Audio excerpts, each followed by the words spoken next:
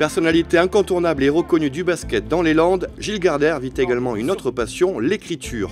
Auteur de plusieurs romans, l'actuel entraîneur du Tursan Basket Chalosse connaît un réel succès avec la sortie de son dernier livre, Lancer franc.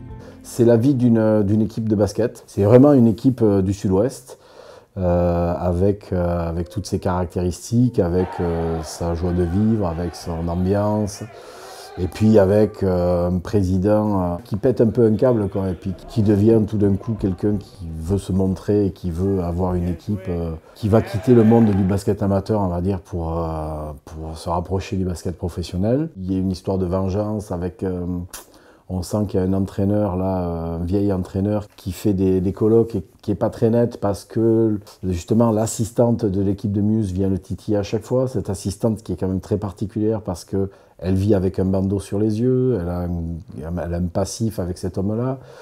Et voilà, c'est plein d'histoires qui s'entremêlent. C'est pas forcément une histoire de basket. Sorti aux éditions Edilivre, Lancer franc plonge les lecteurs dans la vie d'un club où de drôles de personnages s'entrecroisent. Mais en y regardant de plus près, la fiction ne semble pas si éloignée de la réalité.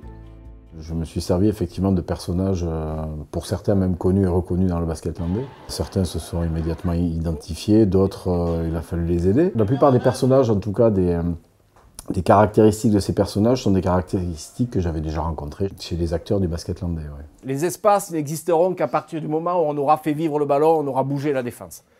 OK? Et qu'on aura mobilisé les aides. Allez! J'ai un carnet avec moi, effectivement. Il m'arrive de noter des anecdotes quand je croise des personnes, quand on me raconte des histoires. Et puis après, j'ai une bonne mémoire aussi, ce qui fait que, par exemple, pour ce roman, je me suis servi aussi de quelques histoires que m'avait raconté Jean-Claude Morance, que m'avait raconté Jean-Paul Cormy, que m'avait raconté des formateurs que j'ai eus sur tous mes stages, où j'ai vécu des moments formidables, quoi. Passant des feuilles blanches de l'écrivain au tableau blanc d'entraîneur de basket, Gilles Garder retrouve parfois quelques similitudes entre ces deux passions. Il y a forcément quelques passerelles, mais pas simplement dans le coach. Il y a des passerelles avec quelques personnages. C'est des personnages que je me suis attaché à rendre à peu près crédibles et sans être caricaturaux.